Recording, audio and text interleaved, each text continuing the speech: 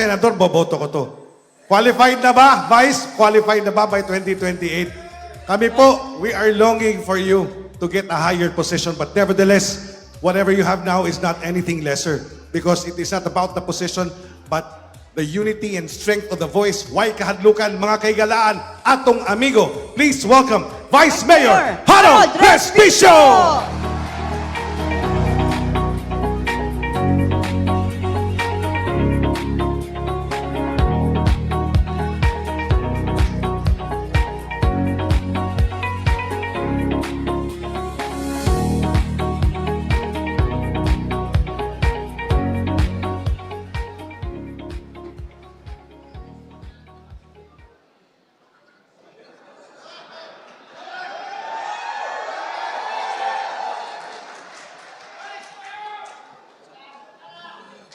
Matibag!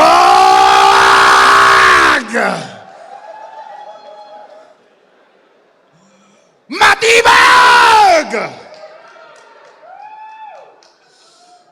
Takot ba kayo kay Matibag? Oy, parang takot kayo, hindi kayo sumasagot. Takot ata kayong makasuhan eh. Oh! Iparinig nyo ito sa NBI sa Manila. Takot ba kayo kay Matibag? Isa pa. Takot ba kayo kay Matibag? Takot ba kayo kay BBM?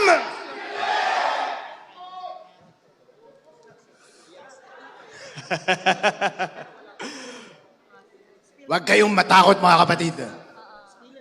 Ako si Atty. Harold Respicio, Vice Mayor ng Reyna Mercedes Isabela. Galing sa Northern Luzon. At ang Northern Luzon ay solid Sara Duterte!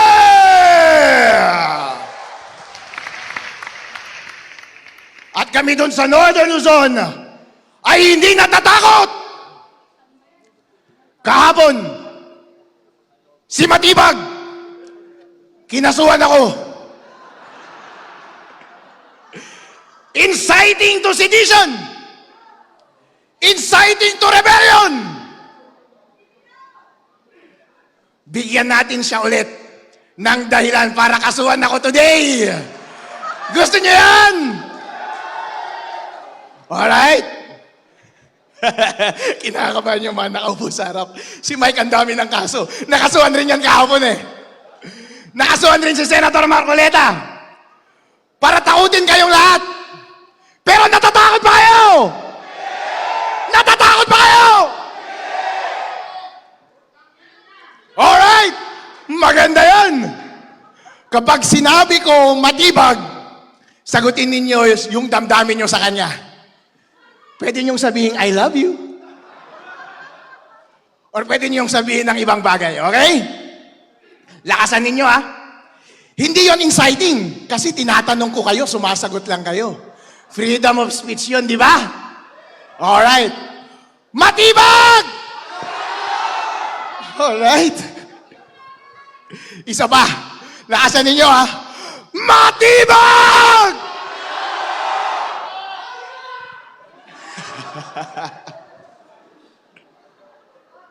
Gusto nyo next BBM?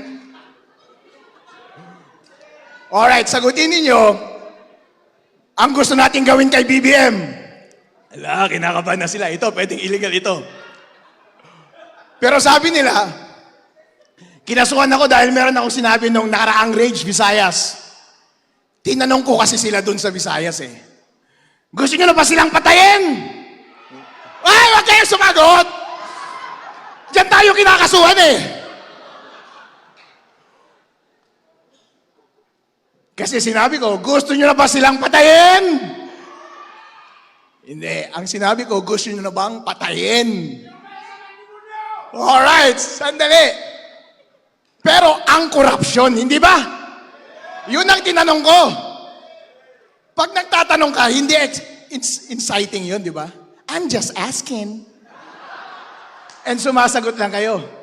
Okay? Ngayon, gusto kong sabihin ninyo, ang gusto nating gawin kay BBM. Alright. Gusto nyo? Alright. Wag lang patayin kasi yung patayin illegal yun eh. Alright? Okay, handa na kayo. Lakasan ninyo. Iparinig nyo kay BBM. Hanggang matakot siya sa kanyang upuan. BBM! Alright. Isa pa. BBM! Okay. Alright. Halo-halo. Pwede. Walang kaso yun. Walang kaso yun. Ito, isang tanong ito. Wala ulit kaso ito.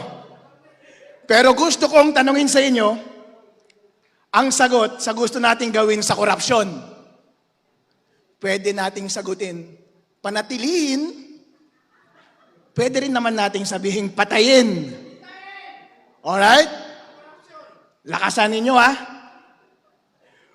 Anong gusto nyong gawin sa korupsyon sa Pilipinas? Patayin! Patayin! Patayin! Patayin! Patayin!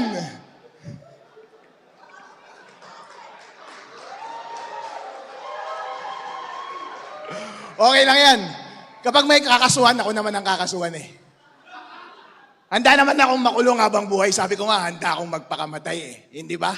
Eh sabi nila, inciting daw yun kapag sinasabi kong handa ba kayong magpakamatay o handa akong mamatay? Eh si Ninoy Aquino nga, sabi niya Filipinos are worth dying for. Pero inciting ba yun? Hindi. Dahil lahat kayo ay bayani at willing kayong magpakamatay para sa ating demokrasya! Kaya tinatanong ko kayo ulit, willing ba kayong mamatay? Yun. Mamatay na tayong lahat.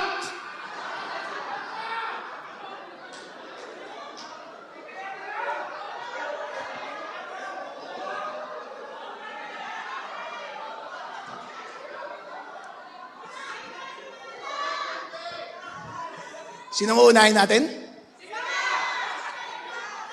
Alright. Krimen yan. Kayo ang dapat kasuhan, hindi ako.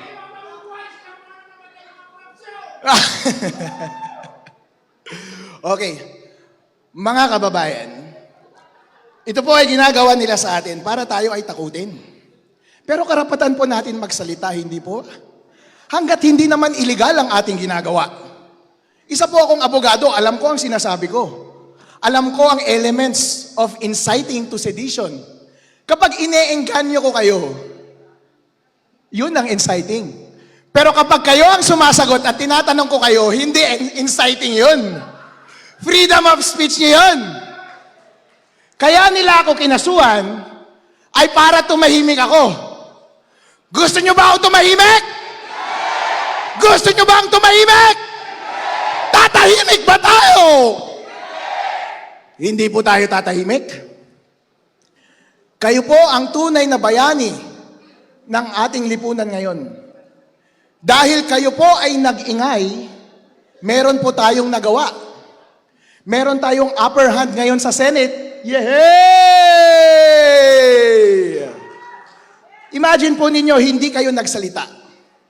Hindi nila mararamdaman ang pulso ng taong bayan. Dahil ang taong bayan, sino ang gusto nilang presidente? Duterte! Duterte! Duterte! Di ba? Dahil narinig yon ng mga senator, bumaliktad sila. Pero kapag hindi po kayo nagsalita, talo na tayo sa Senate. At kapag kayo ay pagbibigyan, si Boy matibag ngayon at matatakot at tatahimik, yung kanilang istorya niya ang masusunod. At mali na ang appreciation ng ating mga elected officials sa Senate. At baka isipin nila gusto natin ng impeachment. Gusto ba natin ng impeachment? Gusto ba natin ng impeachment? Ayun. Kaya magpatuloy po kayo sa pag-iingay. Huwag po kayong papatibag kay matibag. Alright? Atin pong suportahan si VP Sara Duterte hanggang matapos yung impeachment process. At ipagdasal natin sa Panginoon na hawak natin ang mayorya until then. At makakaasa tayo ng susunod na maging Pangulo ng Pilipinas ay si VP Sara Duterte! Duterte! Duterte! Duterte!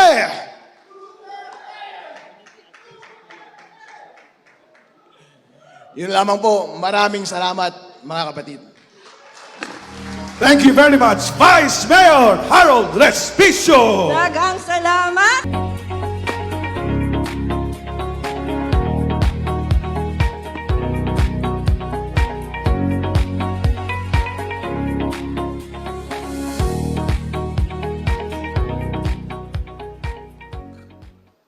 Mga Kabisaya, mga Kamindanao, maayong hapon kanatong tanan. Dako akong pasalamat nga karong hapuna ni atang tanan, halos taga Mindanao man siguro ni og Davao Region. Salamat yung kayo mga igsuon ko nga nagtapok-tapok ta diri karon. Karon, tuguti ko nga niining mga taknaa, musumbong ko sa inyo ha sa akong gibati. Tungod kay wa man ko'y lain kasumbungan, kundi ang katawhan ragyod. May igsuon, dako ang akong kahiubos, dako ang akong kasakit, nga nagtanaw, nga kadaghanan sa congressman sa Davao Region ning boto og yes sa impeachment ni Vice President Sara Duterte. Simple lang kayo ang gipilian sa mga congressman, kwarta o kahon. Maurag yun na kasimple, kwarta o kahon. Sakit kayo hunahunaon. Davao del Norte, butang nato. Ang akong probinsya, Davao del Norte. First District sa Davao del Norte. Maunay akong distrito sa una.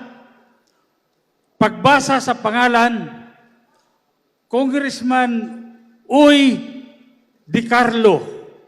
O Di Claro ba na o Way Claro? Ang gipili, kwarta. Second District sa Davao del Norte, Lagdameo. Ang gipili, kwarta. Adto ta sa Davao de Oro. First District, Congressman Sambura. Ang gipili, kwarta gihapon. Second District, Congressman Sinisa. Ang gipili, kwarta gihapon. Pastilan. Nangutan ako, asa naman ang birtud sa kanang utang kabubuton? Panahon ni PRRD, ang tibuok Davao Region, dako ang benepisyo nga dawat sa administrasyon sa Duterte. Gani sa akong distrito, na diha gipatukod ang pinakataas nga flyover sa tibuok Mindanao. Wala gani sa Davao City. Naa dito sa Tagum City, nahimutang ang pinakataas nga flyover sa Mindanao. Sa kuang termino, pagka-congressman, ang mga katawhan sa akong distrito nag-enjoy og zero billing sa hospital. Kung masakit, ma-hospital, bisan pilay bayronon sa hospital, inigawa sa pasyente, zero, walay bayranan. Ngano man to? Tungod kay ang presidente sa Pilipinas nga si Rodrigo Duterte, maayo man ang palakad sa ekonomiya sa atong nasod. Karon, unsa naman ang ekonomiya sa nasod? pastilan. Katong isang adlaw, na briefing nga nahitabo kung unsay kahimtang sa ekonomiya sa Pilipinas. Ngit-ngit pa sa alkitran, mga igsuon ko. Ang projection sa economist, ang bugas, way siguro, muabot og 70 pesos per kilo. Unya, siyempre ang dollar, nagkamahal. Ang pesos nato, nagkagamay. Muna'y problema ang dako. Third or last quarter of this year, ato nang matagamtaman, labi na gyud katong atong mga igsuon nga nagkalisod-lisod. Matagamtaman nila ang kapait sa kinabuhi. Gutom ang mga tao. Karon kung gutom ang mga tao, unsa may ato ang hulaton, unsay paabuton? Crime rate musaka na sad. Musaka na sad ang crime rate. Mao na nga kung kining iyon aning mga panahon ng mga igsuon ko, ang ako yung mamiss nako ang Duterte leadership.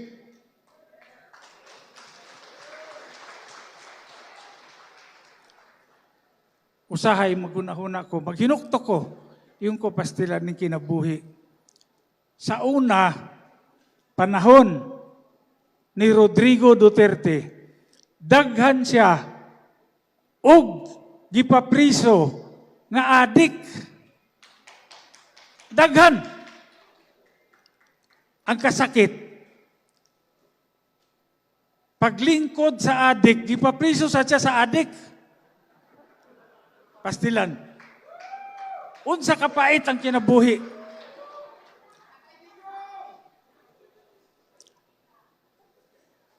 Rodrigo Duterte, gipapriso ang mga adik.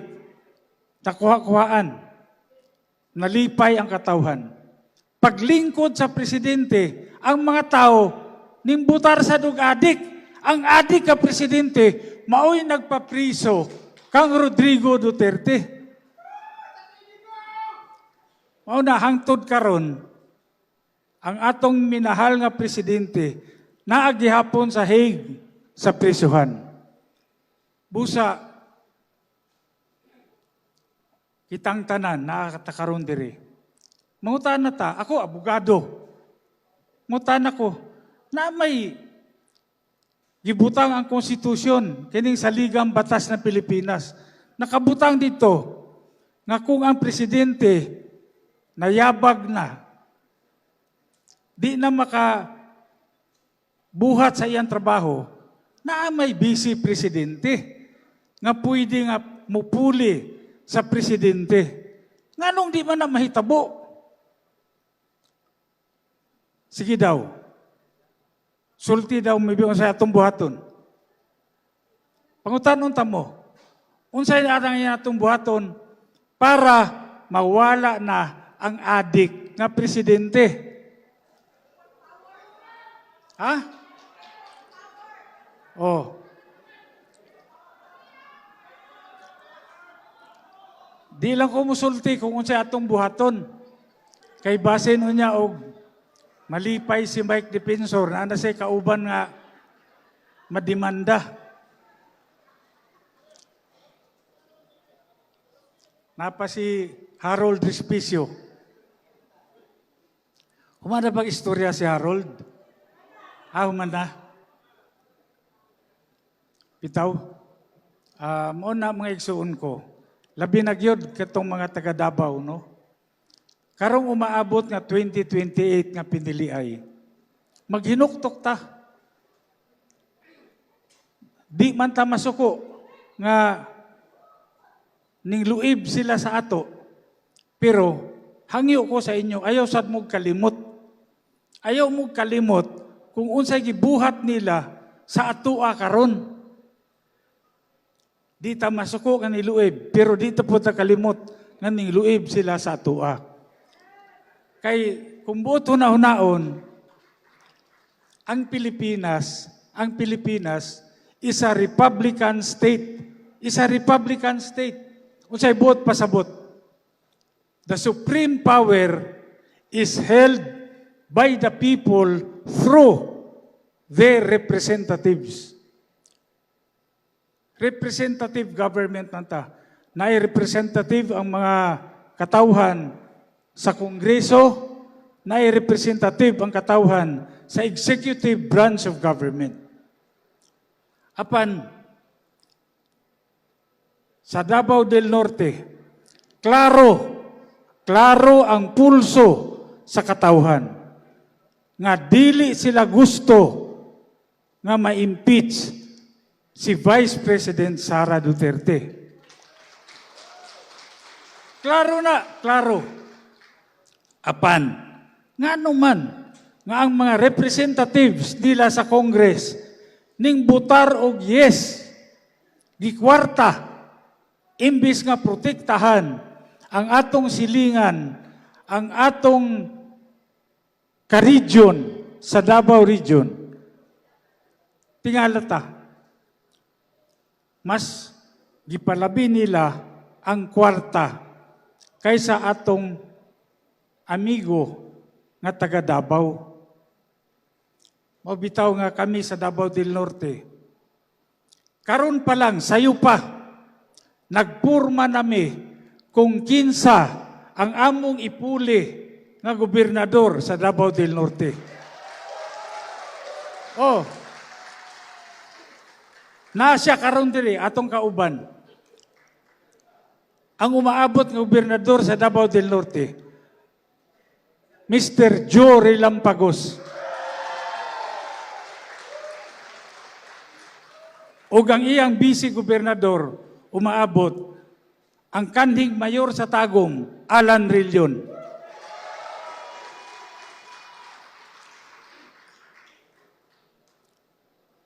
Kanang duha ka congressman, wa pa ko kay balo, kinsay among iatbang anak.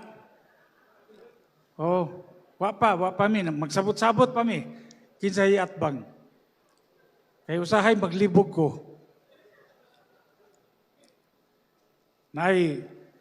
Niingon si kaning number 1 namo nga board member sa distrikto, si board member Jigs Relampagos.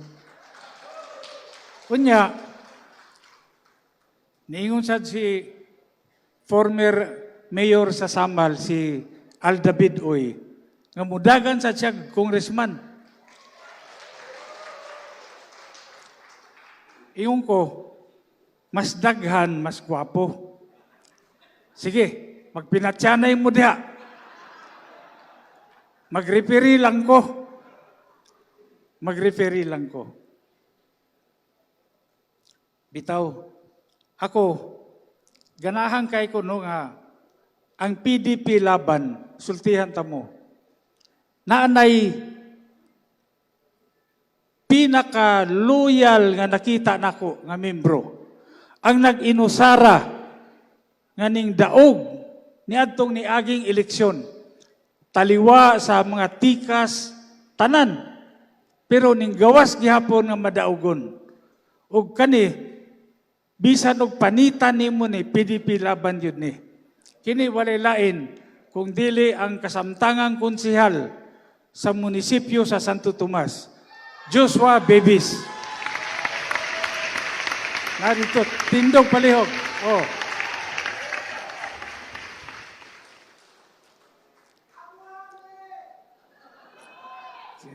Tinood. Kini si Joshua Bebis. Bayot ni. Pero sultihan tamo ha. Sultihan tamo. Mas ligon ang iyang baruganan kaysa nagpaka-matso-matso diha.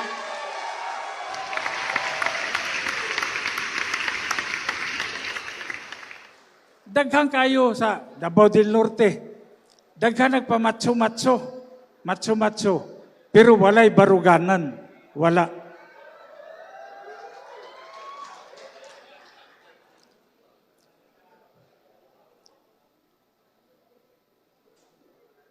Sa Davao de Oro, kauban nato ang former governor na karon diri, Tyron Uy. Maura siguro niyang uy nga nagno.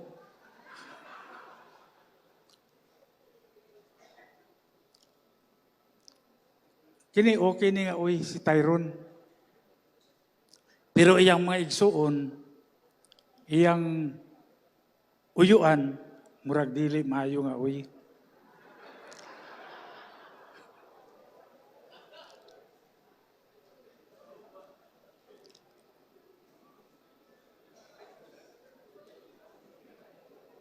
Dagan Tyron.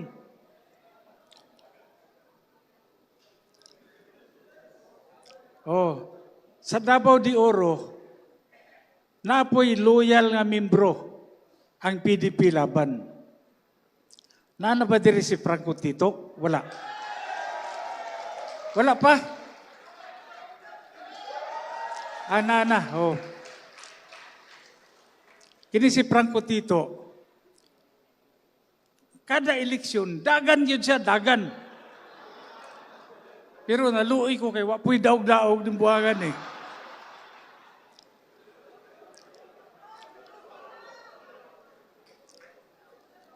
Ang nakagwapo lang kang Franco Tito, bisa kung saon ni, panitan ni mo ni, Duterte yun ni.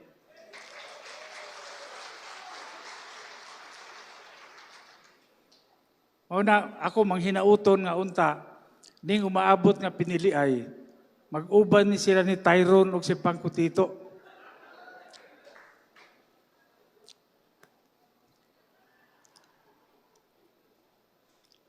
Ang uban, kailang kus politiko tanan diha, del Norte, de Oro, abot sa Davao Oriental, kaila ko.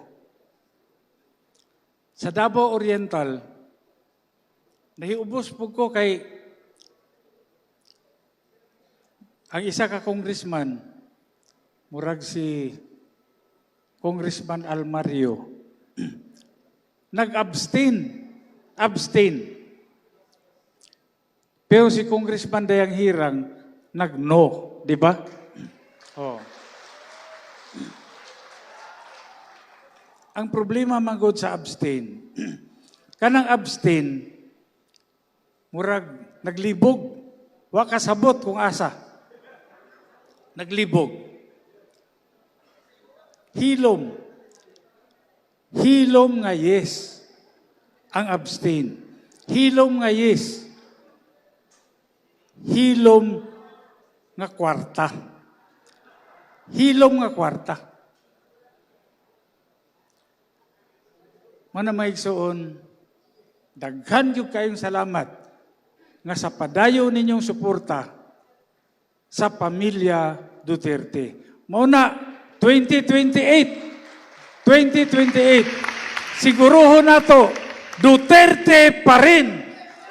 1972, then President Ferdinand Marcos declared martial law in the Philippines, claiming it was necessary to save the country from chaos and communism. But behind that reason was a darker reality.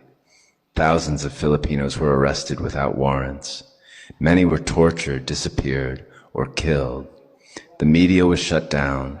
Congress was closed. Fear ruled the streets. Human rights groups estimate that more than 70,000 people were imprisoned. 34,000 were tortured, and over 3,000 were killed during this period. At the same time, billions of dollars in public funds were allegedly stolen, while ordinary Filipinos sank deeper into poverty. For 14 long years, freedom was silenced. Martial law changed the course of Philippine history, and its scars remain.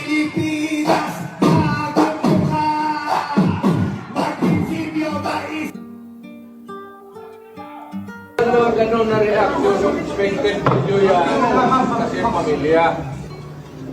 Kayong mga sundalo, kilala man ninyo ako. Anong kasalanan ko? Kayong mga Pilipino, mga sundalo, anong ginawa ko? Hayaan mo lang makita nila ang tatay nila. 80 anyo. Si Romy nakakabisado, si Romy nakakabisado.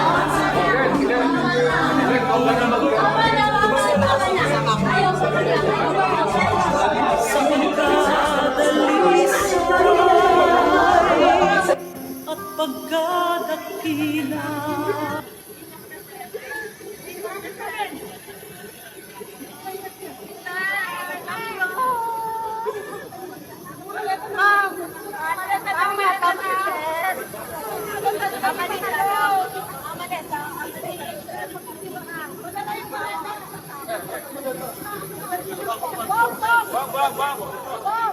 Buhay ang Pilipinas!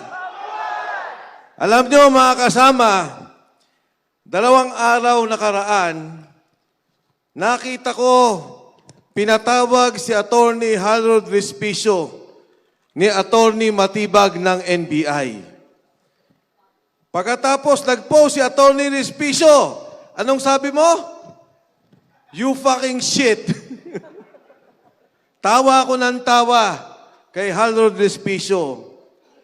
Kinabukasan, kami naman ni Senator Marcoleta ang may kaso. Pang-5 kaso ko na po to. Pang-5. Kung titingnan nyo, yung sitwasyon natin, noong 1986, halos parehong-pareho. Di po ba? Bagsak ang dolyar. Ang tataas ng presyo. Hirap na hirap ang bilihin ng taong bayan. Pag iniisip ko, sabi ko parehong-pareho. Marcos Sr., Bongbong Marcos Jr. Sino ang nagnakaw noong panahon ni Marcos? Kokoy Romualdez. Sino ang nagnanakaw ngayon? Sino? Martin Romualdez. Tapos sino hong kasama nila? Dati, si Ber at saka sino yun na General Esperon sa Metrocom? Abadilla. Sino ngayon ang nagpapatupad ng martial law? Sino?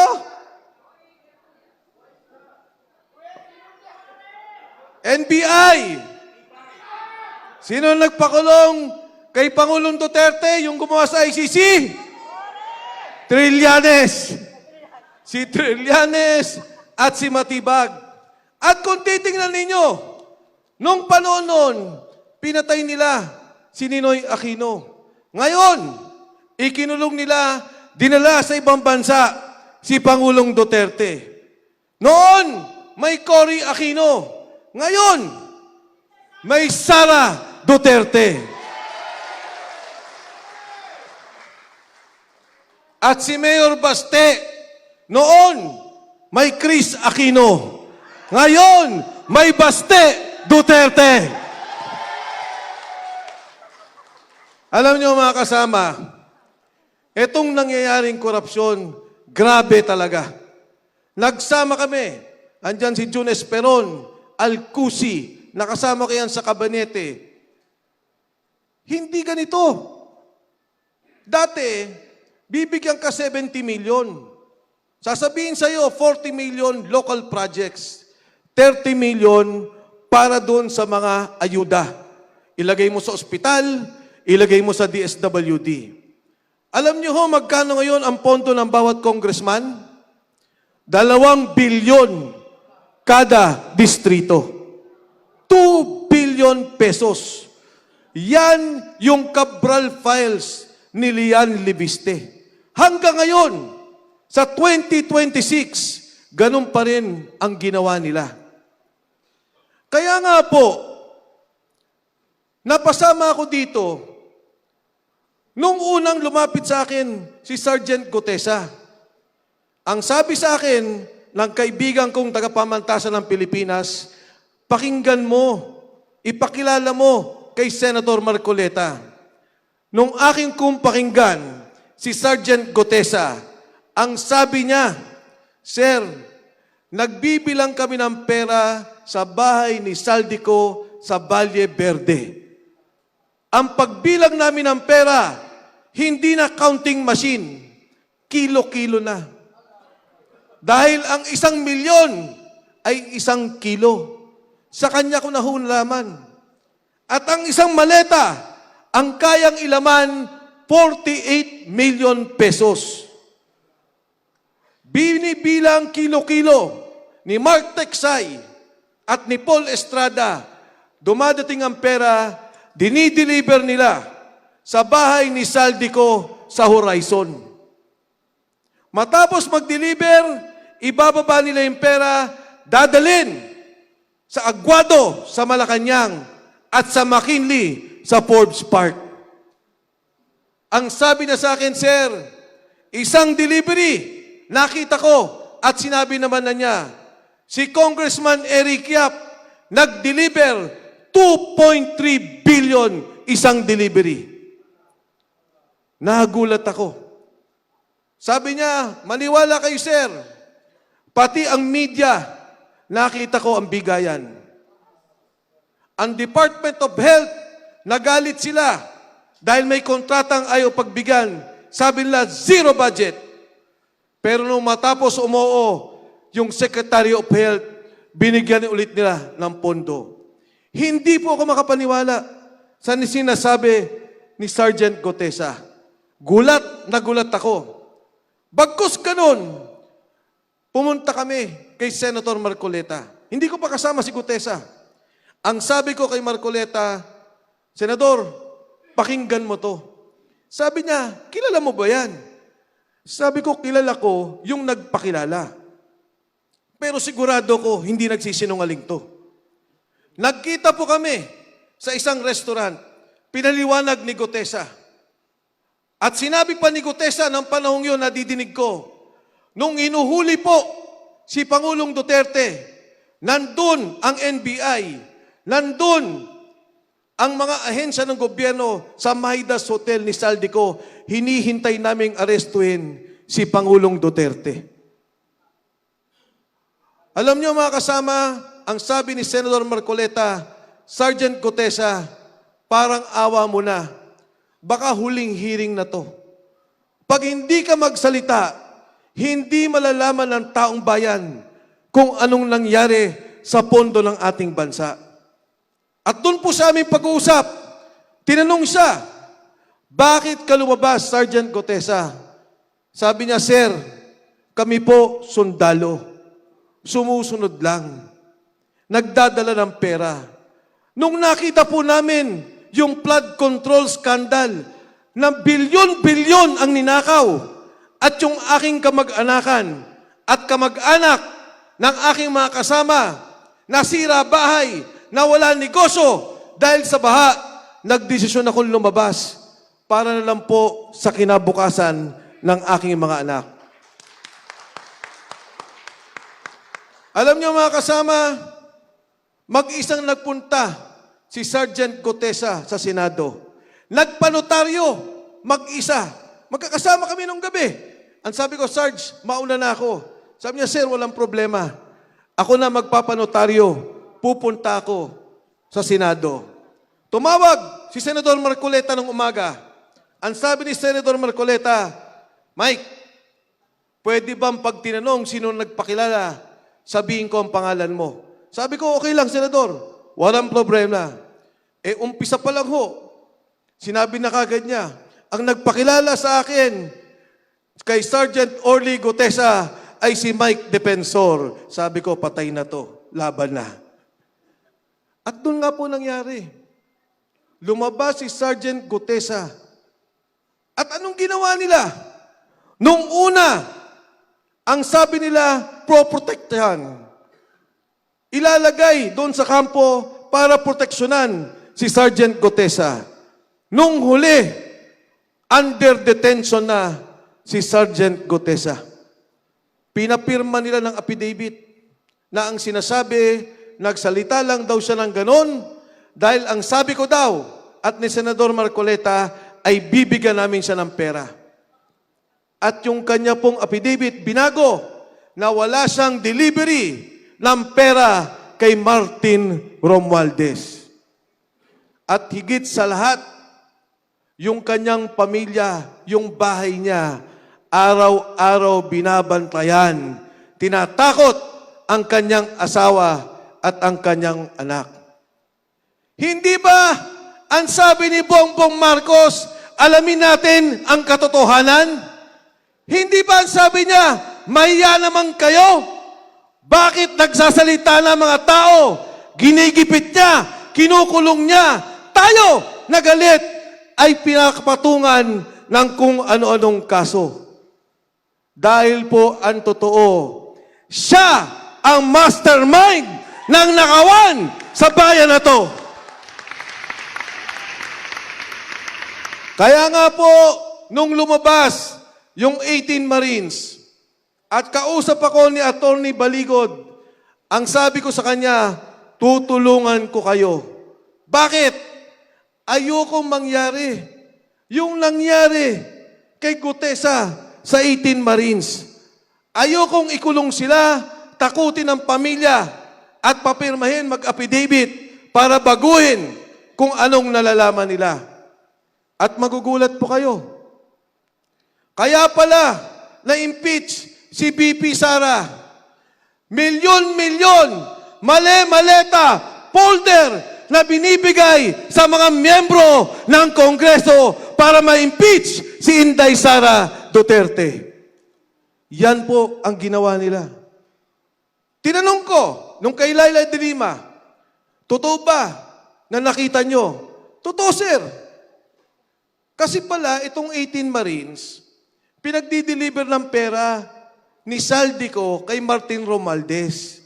Pupunta doon sa townhomes, sa Forbes Park. Sasabihin ni Martin, pengi ako na 20 na folder. Magdadala ng folder doon. Nakita nila pumasok si Laila de Lima. Nakita nila pumapasok yung mga kasamahan sa Kongreso. Paglabas, yung perang binalot nila, yun ang bit-bit-bit-bit. Kaya sabi ko sa kanila, bakit hanggang ngayon, hindi nila imbestigahan ang mga sundalo? Dahil alam nilang totoo na tumatanggap sila ng maleta. Totoo na tumatanggap sila ng pera. Kaya mga kasama, itong away sa Senado, hindi to away ng impeachment. Alam nila na hindi nila kayang impeach si BP Inday Sara Duterte. Alam nila na wala silang numero. Ang takot nila ay ang Blue Ribbon Committee hearing. Ang takot nila ay lumabas ang katotohanan. Ang takot nila ay ituro kung sino ang nagnakaw sa kaban ng ating bayan. Kaya mga kasama, doon sa nagtatanong, sabi nila, ano ang reaksyon mo doon sa kaso nyo ng plunder ni Senador Marcoleta? Alam nyo, ang plunder, non-bailable. Ang sagot ko sa kanila, tumatawa ko at natatawa ko dahil wala kayong kaso. At alam ko na takot lang kayo na maungkat ang totoong nagnakaw. Yung mga nagsasalita laban sa korupsyon, may kaso. Yung mga nagnakaw, yung nagplunder, yung kasama sa flood control, malaya, walang kaso. Pinoproteksyonan pa ng gobyerno ni Bongbong Marcos. Sino ang hindi magagalit? Alam niyo ho, ang may kaso sa flood control, 10. 10 lang. Ang kilala ko lang nga lang 5. Sino ba? Si Yusek Bernardo, naging state witness pa. Si Alcantara, naging state witness pa. Si Bryce Hernandez. Ang kilala ko lang sa senador, pinailan nila, Senador Joel Villanueva, Senator Jinggoy Estrada, Senator Chis Escudero, puro kalaban nila. Sino pa naalala nyo? Wala na. Sino pa? Si Bong Revilla. Kinasuhan nila. Doon sa kasong yun, 4. Si Bong Revilla Alcantara, Bernardo, Bryce Hernandez. Yung tatlo, sweet witness, si Revilla, nakakulong. 4 lang ang kasama doon. Si Revilla pa ang nakulong. Ngayon no, nung nakita kami ni Senator Bato, bago siya pumunta ng Senado, pinagtatawanan siya. Ang sabi sa kanya, gumagawa siya ng kwento, takot siya. Nakita nyo nangyari. Hinabol talaga siya. Huhuliin siya. Sino may dala ng warrant? Gobyerno ba? Trillanes, ni hindi gobyerno ang nagdala ng warrant. Ni hindi natin alam kung totoo ang warrant. Nung makita ko si Senator Bato, ang sabi ko kaagad, Senador, ang bilis mo palang tumakbo. Sabi niya, Mike, ensayado ko, 6 months. Pero sabi ko, Senador, grabe pala. Ikukulong ka talaga nila. Kasama si Senator Bongo sa ICC. At malamang, ipilit nilang isama si BP Inday Sara Duterte. Bakit? Dahil takot sila na may kalaban. Dahil takot sila sa 2028, alam nila, hindi maihinto, hindi mabibigilan si Inday Sara Duterte na susunod na Pangulo ng Republika ng Pilipinas. Balik tayo mga kasama sa ating sitwasyon sa ngayon. Bakit ngayon kinakasuhan lahat? Dahil ayaw nila na may magsalita. Ayaw nila na may mag-question. Ayaw nila na may magalit. Noong panahon ni Marcos Sr., kailangan isara ang Kongreso at Senado. Ngayon, nabili na nila ang Kongreso, nabili na nila ang Senado, pilit binibili ang Korte Suprema, kaya kailangan nilang ipahuli tayo na nandito. Papayag ba tayo? Lalaban ba tayo? Mga kasama, lahat tayo dito sigurado ako magkakaroon ng kaso. Iisa-isahin nila tayo. Sabi ko sa mga kasamahan sa Lanao, pagka nagkaroon na ako ng unbailable at kinasuan na ako, nagkawaran, doon ako magtatago sa inyo. Paano? At bakit tayo pinapatigil? Dahil sa trilyon na ninakaw nila. Trilyong piso ang ninakaw na pondo.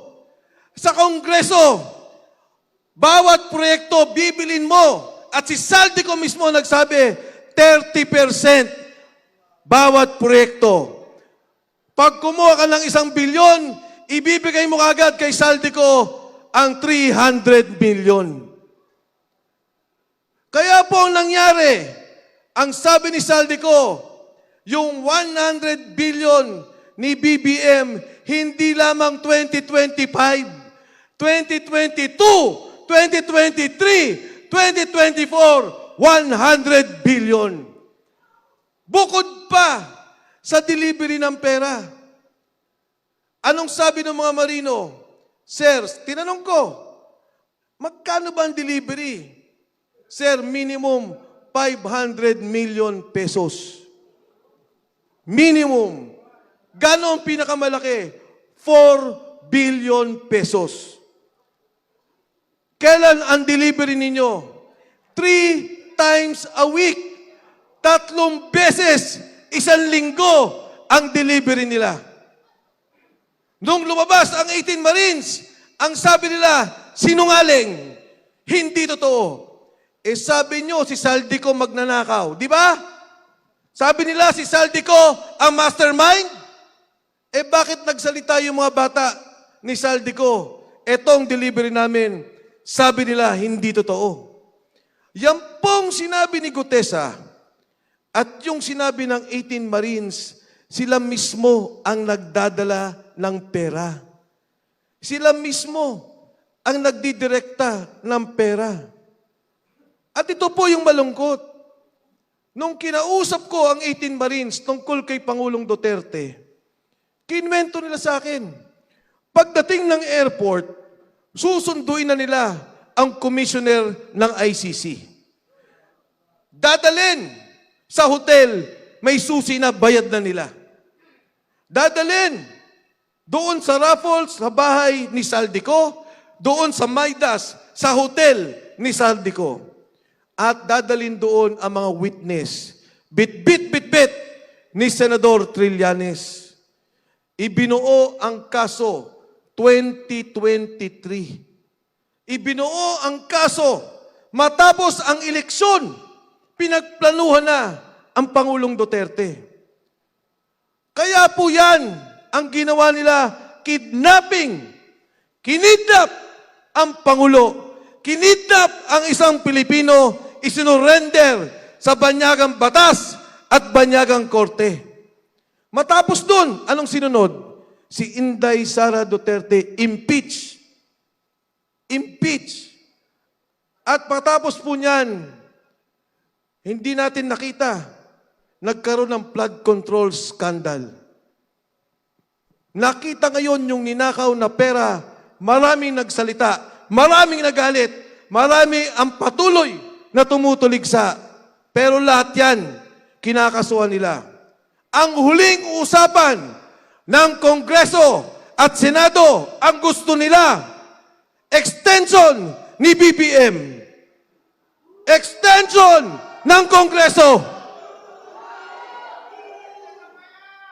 Sabi nila sa mga congressman, eto pera, eto ang proyekto, at huwag kayong matakot dahil ma-extend ang Kongreso, extended si BBM, maligaya na naman ang araw ng mga buwaya sa Kongreso. Ngayon mga kasama, binabalik ko ang tanong sa inyo. 1986, nagkarevolusyon, magmula ng 1972 na martial law. Ngayon po, nakikita natin, muling ibinabalik ang martial law sa ating bansa. Kaliwat kanan ang nakawan ng pondo. Lalaban ba tayo? Lalaban ba tayo? Kayo ba ay natatakot? Kayo ba ay mapapatahimik? Kung ganoon mga kasama, patuloy po natin palakasin ang ating grupo. Patuloy po natin palakasin ang ating samahan. May pera sila, may baril sila, pero tayo, mas malakas ang laban natin sa kanila.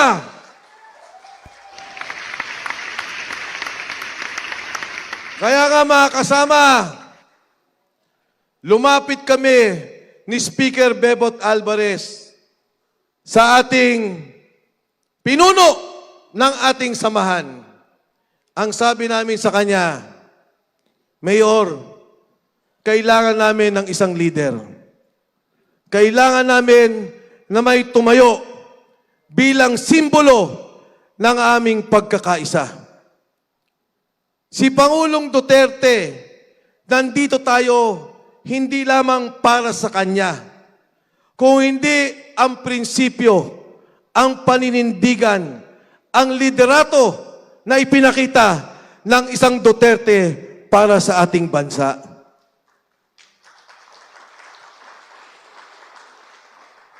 At kailangan natin ang taong to.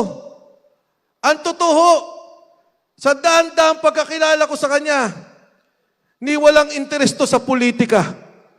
Walang interes sa pera. Walang interes sa puder. Ang interes nito, protektahan ang iniwang legasiya ng kanyang ama at proteksyonan ang sambayanang Pilipino. Matatawa ka talaga. Yung mga Marcos, grabe, katalamak sa poder. Ayaw bumitaw. Ayaw mawala. Ang mga Duterte, ayaw maging presidente.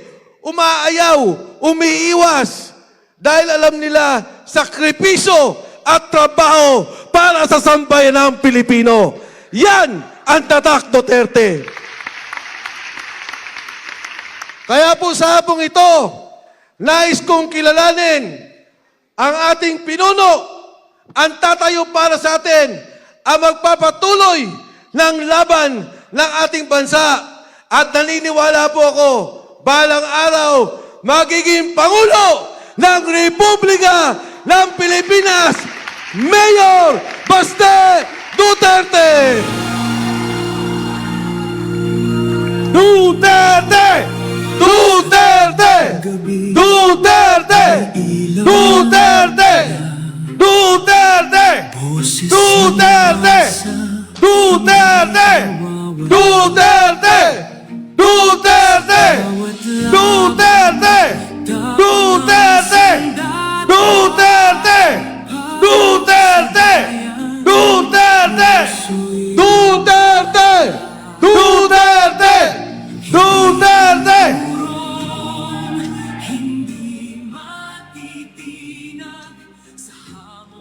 Lingkod lang.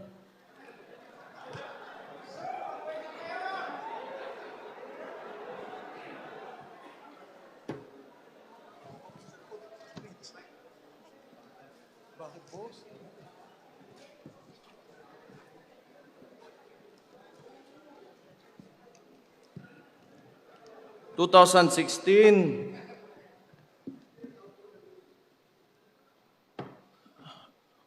yung tatay ko, si former Rodrigo Roa Duterte, tumakbo, hindi yun utot ha, ng presidente. Nagsimula siya, may survey, 15 to 20%. Okay? Ngayon, lumabas siya sa kampanya at sinabi niya, 2 lang ang plataforma niya.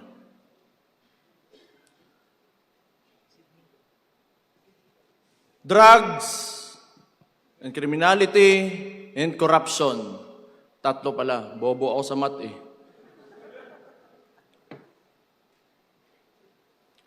Noong panahon na naging presidente yung tatay ko, hindi ko akalain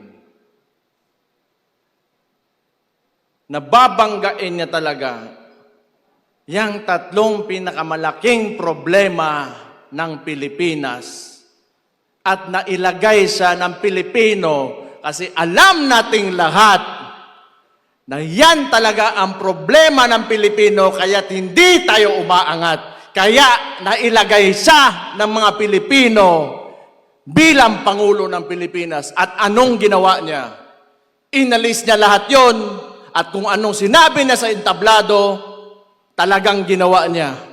Kaya bumaba siya ang approval rating niya. Kung hindi 90, nasa 80, hindi bababa dyan.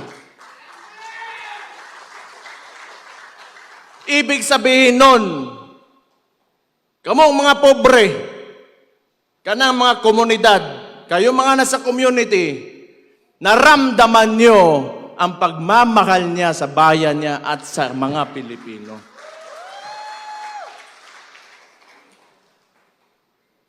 Ngayon, because my father, his core is a lawyer.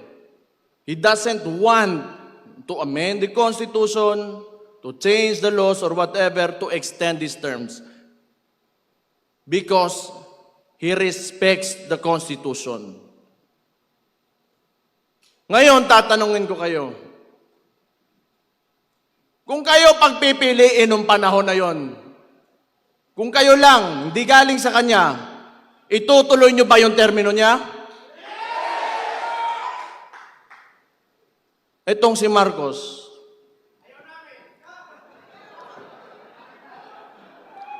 ganun buang na ni.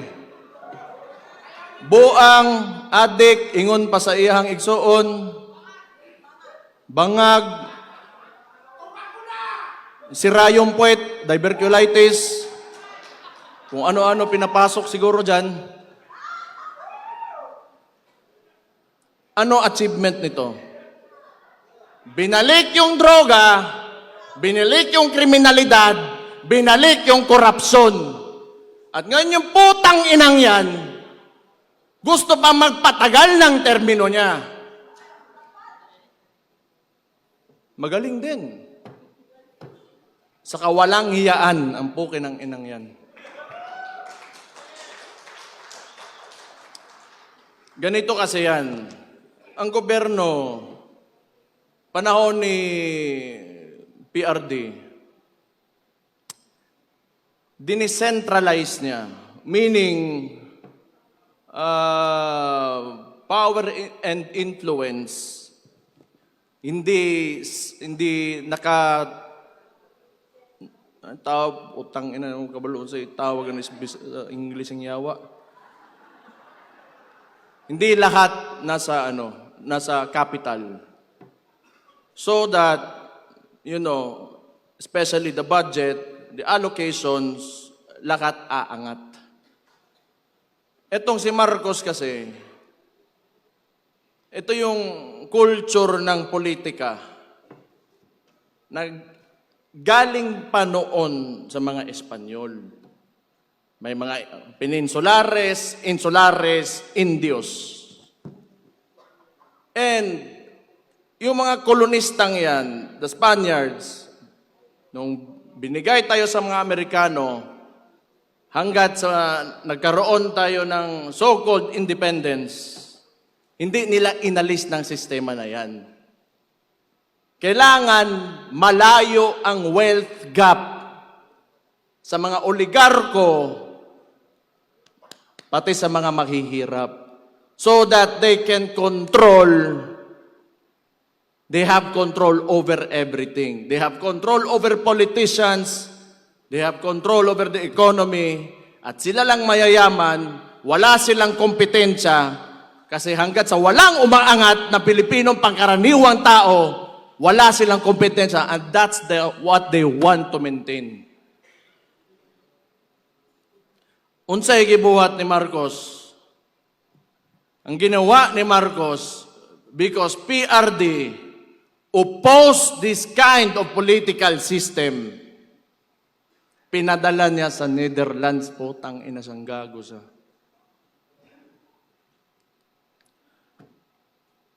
Mali and Niger had a joint statement that the ICC is an instrument of neo-colonial powers on the hands of imperialism. Tanawan ninyo, ano pang bumalik dito sa Pilipinas? EDCA sites. Kung kailan yung panahon ngayon, nagkakagulo, nagmamahal yung preso doon sa Gulf area, sa Middle East. And they want to bring war here in the Philippines. Nagtatayo ng mga military bases, and there's rumors that they want to put up a military base in the Davao region. For what? Who will benefit from war? Ito kasing si Marcos, they want us divided. That's why, yung independence ng Mindanao, do not subscribe to that, sinasabi ko sa inyo. Lahat tayo Pilipino. Bago pa dumating yung mga dayuhan dito sa Pilipinas, Pilipino na tayong lahat. Ito, kaya sinabi ko yan, nagbanggit ako ng Amerikano, sasabihin na naman nila, pro-China kami, pro-China ako. Tatanungin ko lang kayo, yung Scarborough Shoal na yan, it is documented in a cabinet meeting. Andun si Trillanes, si Ochoa. They were questioned by Enrile during the time of Aquino. Noong panahon ni PRD, may annexation ba? May expansion ba na nangyari sa China? Wala. And yet they accuse us. No. It's because si PRD wanted an independent foreign policy. That's why he was taken to the ICC.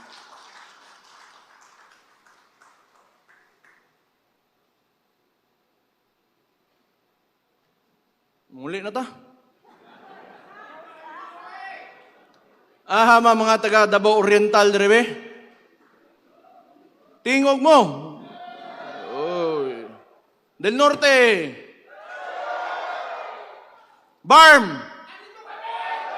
Allahu Akbar.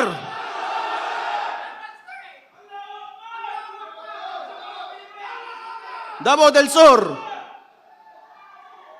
Uy, gibutang mo mas likod, luuya gud ninyo.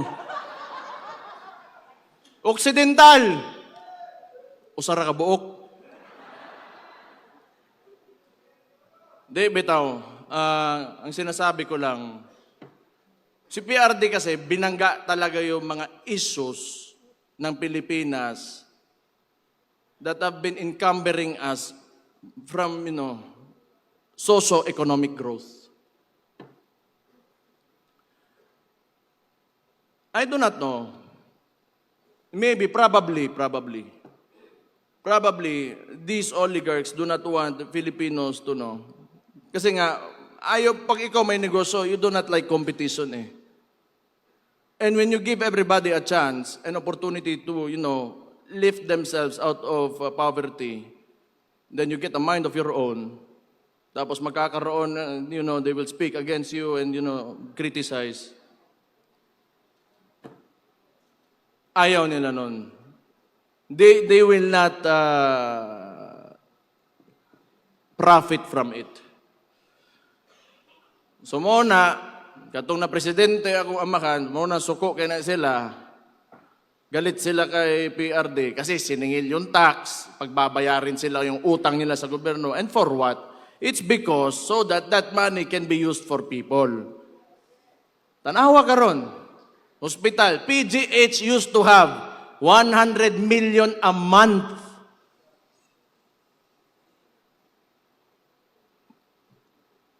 Nasaan ngayon? 60 billion, nakita nyo kanina. Kinuha sa PhilHealth. Minimum wage earner. Kung magkasakit ka, bibili mo ng gamot. Ano pambili mo ng bigas ngayon? Ano pang gastos mo sa eskwelahan ng anak mo? Saan mapupunta ang pobre na Pilipino if the government will not deliver the basic services that they deserve?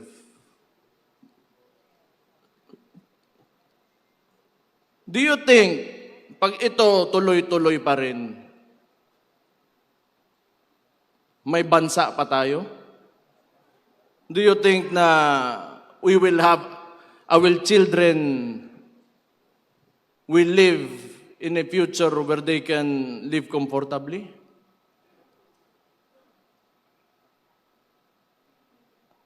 Tungod sa kwarta. Putang ina ng butangan na, I hate that so much. It is the root of all evil. Kining mga congressman ba ni yes? Sige. Putang ina ninyong tanan.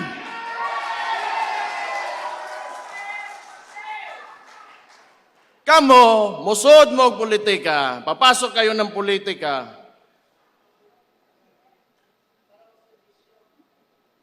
Para mong kwarta lang. Bakit nandyan pa kayo? Bakit? You just want yourself to, you want everybody to see that you have a better house, a better car, you are richer than anyone else in your community?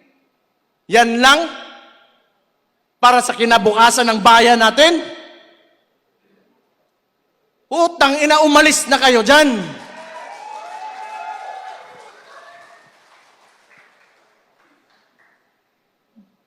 Utang ina ni mga tauhanang yawa, yun.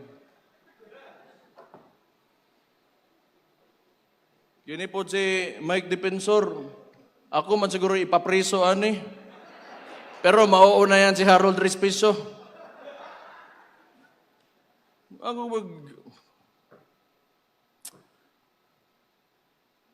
You know, I'm really sick and tired of politics. Noon pa naman yan, before I naging vice mayor ako. Isa pang binalik ng adik na pangulo na sabi ng kapatid niya, hindi, kailangan ko i-put into para sasabihin naman ni Matibag na, oy, sinabihan mo adik, ikukulong ka, pusasan ka, pakyo ni mong buhanga ka.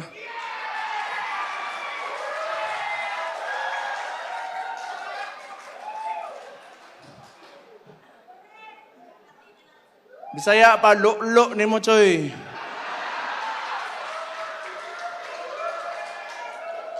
You know, tama si Mike. This is not even a silent martial law. It is martial law without declaring it formally. Ang dami nang nakukulong, may mga kaso, and for what? Because they opposed the actions of the administration. Why? Is that so wrong? Kung ikaw, Presidente, that would be good information for you to fix your country. Because it could be right. It could be good for the country. Bakit ayaw mo ng oposisyon? Bakit ayaw mo na pagsabihan ka kung ano yung nangyayari sa lugar mo? Kasi baka kasama ka talaga sa nakaw. At ano sinabi? Hindi naman tayo magtataka. Lumabas na nga si Martin Romualdez. That was actually an admission that there are anomalies in the preparation of the budget. Ang sinabi niya lang, hindi siya ang mastermind. And who is higher than Martin Romualdez? Sino susunod? Sino pipirma ng budget? Ferdinand Bongbong Marcos Jr. Adik Bangag. Sabi ng kapatid niya.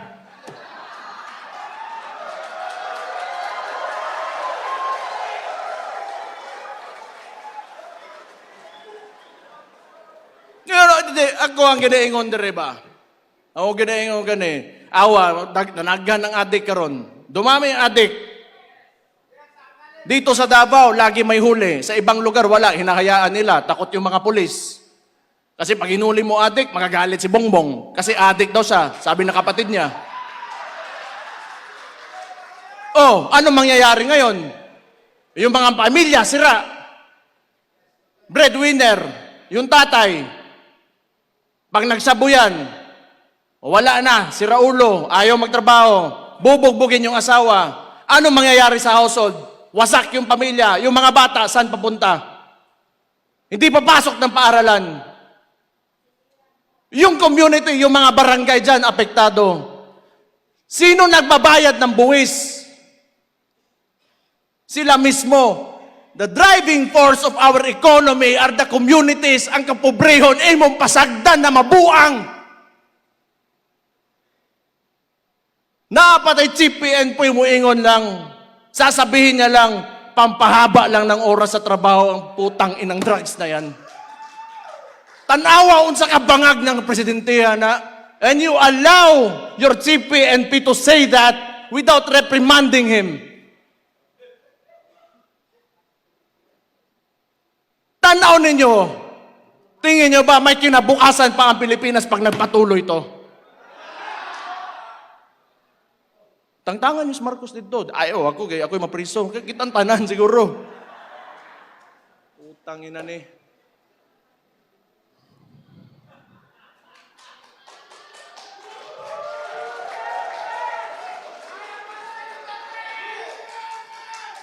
Kini ba? Yun yung sa impeachment. Balikon lang nako ani mga congressman. Ako, believe ako doon sa, how many do we have who said no? 25? Give a round of applause to those people.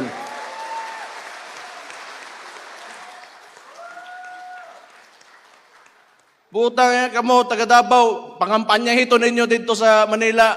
Kay tabang ito ninyo. Itong mga ni Nogyo daning kuan. Kana na yung mga itlog ng mga congressman. Mutang ina nila. Kaya manag-yes. Huwag nyo na. Ano nga yun? 20 million. 5 million MOOE. 20 million outright cash. 5 million MOOE. Then 200 million budget. Si Dimple Mastura nag-no, di ba? Oo. Ha? Abstain. Nasto nga. Okay na. Pwede no, pwede yes. 200 million budget. And, ito pang narinig ko, Constitutional Assembly to extend the term of the incumbent politicians. That means, including the congressman. So, kung nakinig lang kayo sa akin, before the midterm elections, I already said this in Cebu, I said this everywhere I went. Yung bangag na yan, ayaw bumaba. Kasi alam niya, pag bumaba siya, makukulong siya. Nasa liderato kasi yan lahat. Kayo, mga leader kayo sa lugar nyo, if you allow looting of, public funds, then that is because you allowed it. If you do not allow it and you have strict policy against corruption, hindi talaga mangyayari yan. Ang problema, sabi nga ni Martin Romualdez, hindi siya ang mastermind. And sino yung leader? Sino yung ulo ng Pilipinas ngayon? Si Marcos. I do not know if Martin was pertaining to kaning adik nga bangag nga way uwaw bawba nga presidente nato ingon siyang igsuon ha sabi ng kapatid niya ang bahugba totoo yan kasi kausap ko yan kasi tinulungan ko yan yung kampanya naamoy ko bahugba ang tawanan Pero noon, sa totoo lang, naloko rin talaga ako. Akala ko, wala lang, parang walang buot lang talaga to. Parang bata lang ba? Ngayon, bata talaga at adik pa talaga, sabi ng kapatid niya.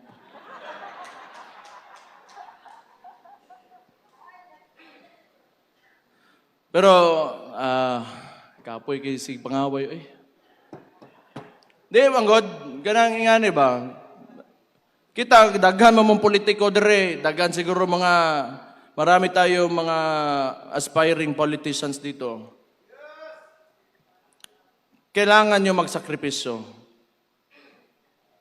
Kailangan ninyo buhian ang inyong attachment to material needs, money and material needs. Attachment to power, attachment to... kasi hindi talaga aangat yung bansa natin if we go into politics para lang sa sarili natin. Okay lang, o gihatag ibigay ng Diyos sa iyo, ihatag sa Ginoo sa imuha nga musaka kasi imong kinabuhi in whatever way. Maayo, ug naa maayo, ug wala okay ra pod. Pero do not ever forget the people around you that voted for you.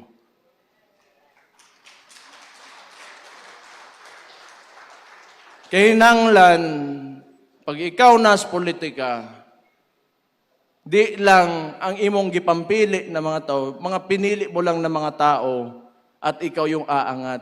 Unahin mong angatin yung mga tao. Huli ka na talaga. Maunang politika. Manerbisyo ka eh. Mao gani ang tawag na public servant.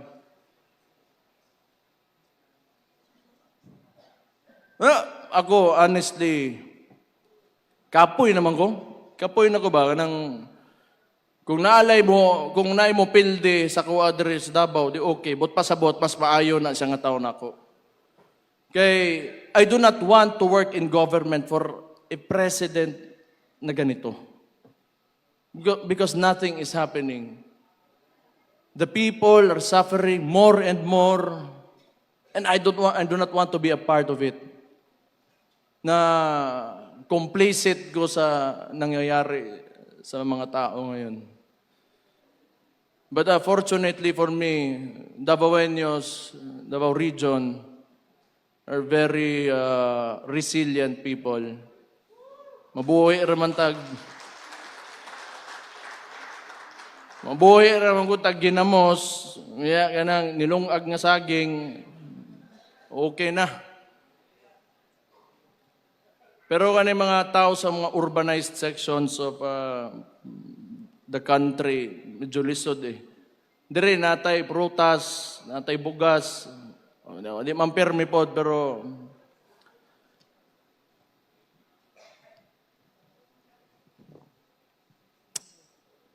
huna-hunaan ninyo. You should think about it. We have to do more. We have to do more. We have to push harder. We cannot allow this administration to go beyond 2028.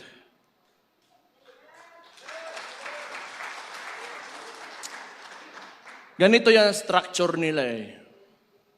So ngayon, they are supporting the left, the extreme left, mga makabayan, the NPA, because, and probably, coming from the statement of Marbil, that drugs is only to extend the work hours of people. That's why they are lenient on these groups and individuals because yun lang ang allies nila.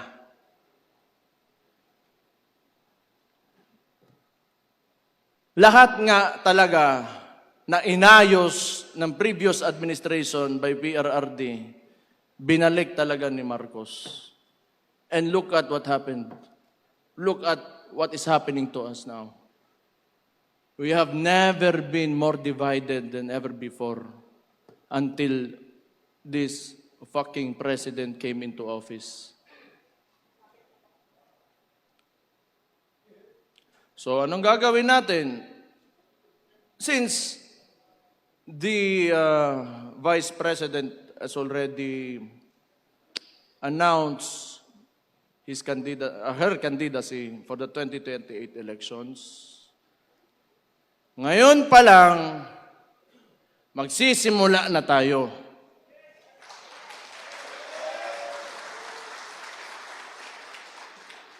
Pero sana nga, hindi aabot ng 2028 eh. Ano gusto nyo? 2028? Bukas.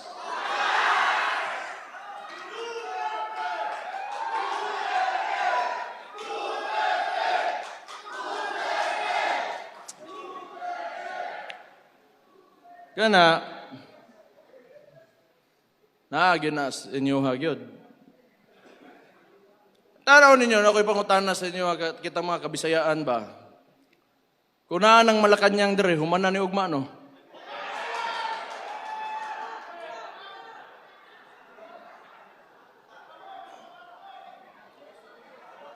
Kuanta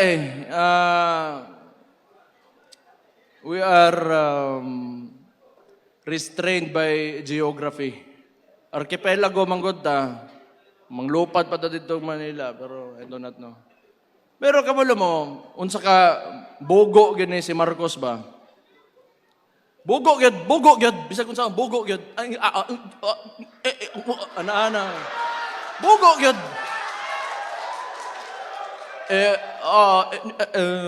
Wala tayong magagawa. Oh. Pag may nangyari, wala tayong magagawa. Kaya natin panyo. Limpyo tayo ng white powder dire. Usa wala chinchanso, ilong.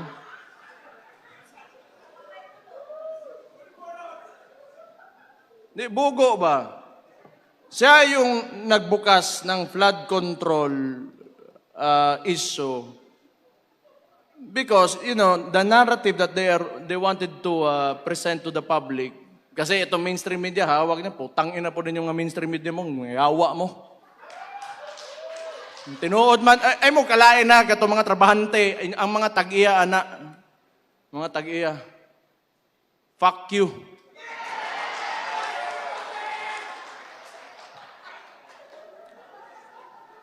So they wanted to, form this narrative that Marcos, Bongbong Marcos, is the savior.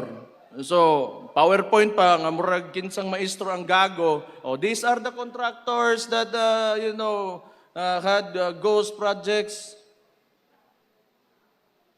Contractor? O ikaw? Nga na ka... Utang ina. Scammer. Scammer ng tawhana gyud. Scammer gyud.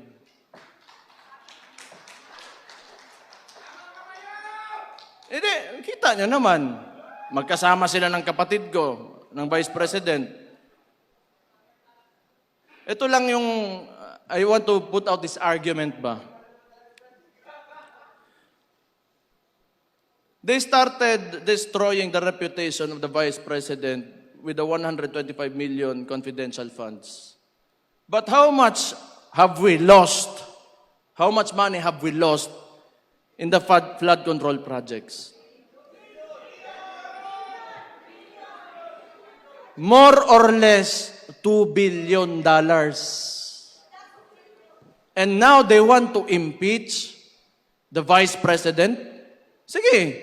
Sabihin na natin na, totoo yan dalawa. Just to be objective about the issue. 2 billion against 125 million, who will you impeach first? Putang ina ng gago. Anyway, optics kasi yan. And when 120 billion wasn't enough, ginawa na nilang 6 billion, they added more figures to it. Yan, gago na mainstream media yan yung ilalabas nila so that people they want to influence the people because mainstream media is stitched with pop culture and people do not are used to looking at mainstream media and pop culture kaya yung tao nagugoyo ng administrasyon na to kasi hawak nila yung media So anyway, alam ko naman, isa-splice pa rin nila yung sasabihin ko. But again, fuck you.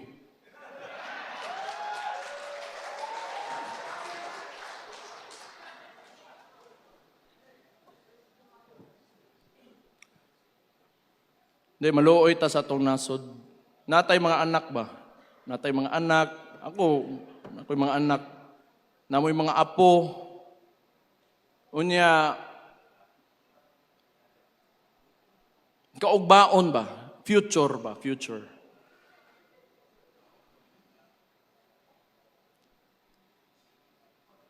Hindi, ayoko yung mga anak ko na maglalakad. If they had to walk around the city or out on the streets and they get mugged, hold upin sila. Or maybe some people will entice them to do drugs with them. Job opportunities are scarce. Wala silang papupuntahan, may natapos pero walang trabaho because of mismanagement of this current government. So ang tingin ko, 2028 man talaga ang it really depends on how you would approach the situation. If we see a lot of people, who want to,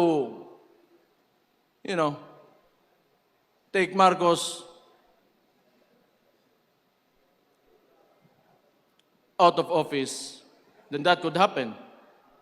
But if not, there is 2028. So kaya sinasabi ko, we should start now because we are facing an administration that will use all the money that you paid as taxes in this government against VP Inday Sara Duterte. That is what happened in Congress and probably, I do not know with the Senate, pero kaning mga senator, I think kailangan na to palakpakan nga ni Kapulit Aguan. So your support to these senators means a lot. Whatever you can, social media lang talaga tayo, hanggang social media lang talaga tayo eh. Yung mainstream media, fuck you again. Just wholeheartedly put out your support for these senators and it will mean a lot to them. Discuss among your communities, discuss to, you want to not really convince but tell your story on why you believed in the governance of former President Rodrigo Roa Duterte and why it should continue in 2028 through VP Inday Sara Duterte.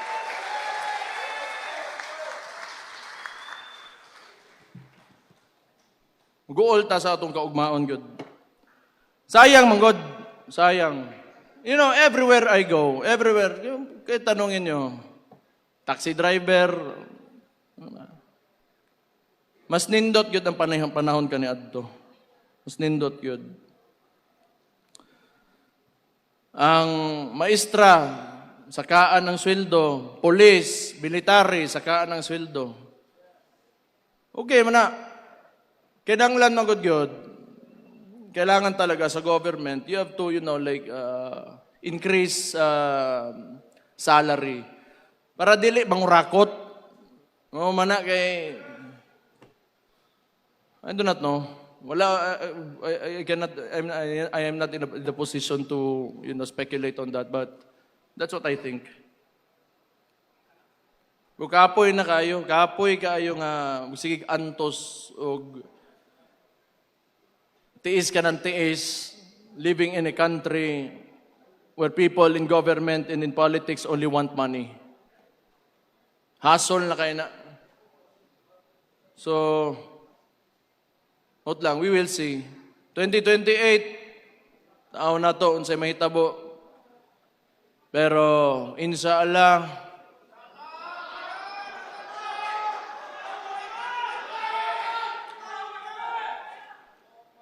dili mismo, butang dalang ato ang kandidato, si Inday Sara Duterte, pero ang Pilipinas, mauli sa mga Pilipino.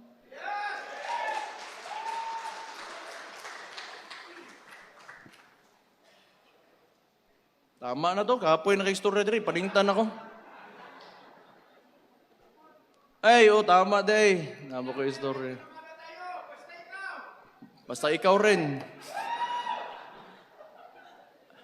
Ako, unahan ko muna sila John Vic at saka Auntie Claire. Auntie Claire, si Mayor Baste, kung ano-ano na pinagsasabi, hindi naman totoo yun. Unahan na takadaan day, kapoy ka, kag-alo. Pas John Vic, Ginahuwat pa na ko sa John Beck nga muli-ili sa kuutin kay pisot ko no ko.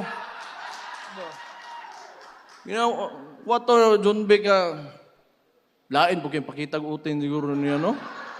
O sige na lang, pasiganahan siya. Pero ang tuli manggod kani adto pakang man di ba? Pakang ana ba? Pakang. Kanang kang John Beck mas maguwang man nako kung tuli siya.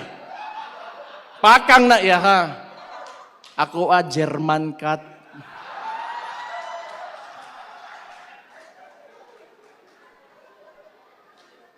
Yawa, basta DILG secretary, mora na mo ingnon, unsa mo ka eh. Yun lang sasabihin mo. God damn it.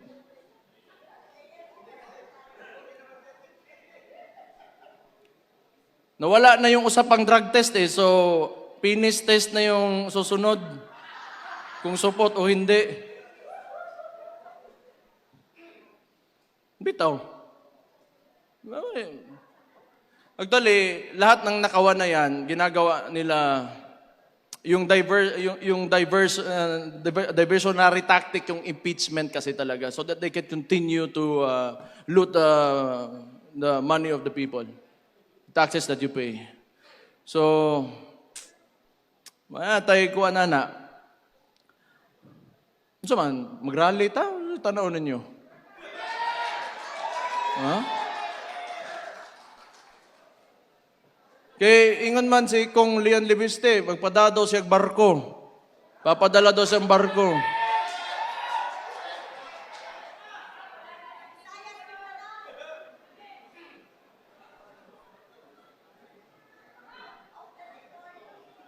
Pero I do not think kung 2 years, etong 2 years na to, mas lalala pa yan. Itong nangyayari na mga kadali langgod sa mga yung ginagawa ng administration weaponizing the bureaucracies and the departments of the administration, the government, magi-intensify pa yan. I told you. Tingnan nyo anong nangyari sa Senate. Tingnan nyo nangyari sa Senate. Nagputukan. Kaya gusto na naman nila kunin si Bato, ipadala doon sa ICC. Nalungkot ako. At the same time, medyo masaya rin kasi may kasama na yung tatay ko doon if ever that will happen. Yeah, it's a bad joke. It's a bad joke. But, you know, nga na, gano'n, kaya itong administrasyon na to, it's not in its right mind. Wala talaga yan. Addict talaga, sabi ng kapatid niya. Addict talaga. And they are working with LP because si Lam, that's why LAM, Lam, Lisa Araneta Marcos, Aranetas are relatives of the Rojases. They are LP. Actually, walang makinarya yan si Marcos alone. The ones who are moving for Marcos and at the same time, tinitira din siya, are the Liberal Party. Kasi wala siyang makinarya eh. Tapos, parang ang sitwasyon ngayon, may Marcos, tayo, mga DDS, and the LP, they want to eliminate ang DDS muna. So they want to impeach VP Inday Sara. Tapos ngayon, gusto nila sa finals, sila yung maglalaban. Yan yung sitwasyon dyan. Pero wala. Di nila tayo kaya.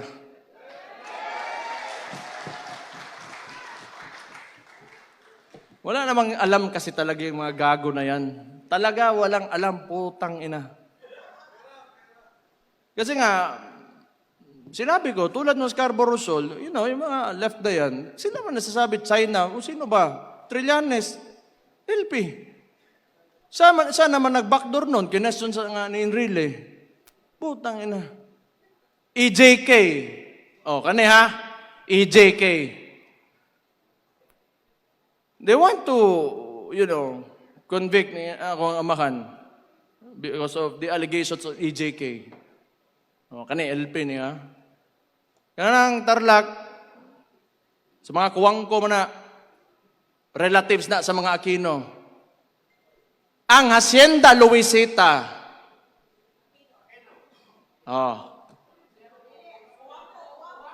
Kuwang ko day. Diba mo, ibutang ninyo ang tao dito sa Netherlands, sa ICC. Because he fought against drugs that destroys communities. And yet these people are silent about Hacienda Luisita, who wanted land reform, who wanted their land back. Unsa ka ipokrito ni mga tawhanan ni. Oo, kasabot gyud ana nila. Nga sige sila balik-balik og EJK. Tanawa karon bumalik si Mabilog, bumalik si De Lima, and they are alleged narco-politicians. Nidaog pag yun tong nagpapusil-pusil bitaw diri siyang bukton. Kerwin, yawa na mayor pambuang, no?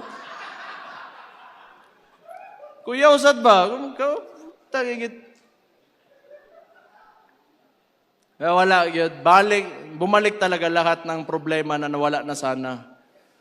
So, anyway, wala naman din talaga ako sasabihin. I just want to thank you for all of you for spending your time here. I just want to tell you, we should think about the future. We should think about our children, your grandchildren. We should aim for a better country, much better than this one, a lot better than this one. O gihatag unta sa Ginoo, inshallah. So, to end this, tayo ay kikilos na para kay VP Inday Sara Duterte. Tayo lahat nandito dahil hindi tayo susuko. At hindi natin tatanggapin ang ginagawa ng administrasyon ngayon. So sisimulan na natin ngayon pa lang na mailagay natin si VP Inday Sara Duterte sa 2028 bilang Pangulo ng Pilipinas. Mabuhay ang Pilipinas! Mabuhay ang Pilipinas! Allahu Akbar! Maraming salamat ug maayong hapon sa inyong tanan. Duterte! Duterte! Duterte! Duterte!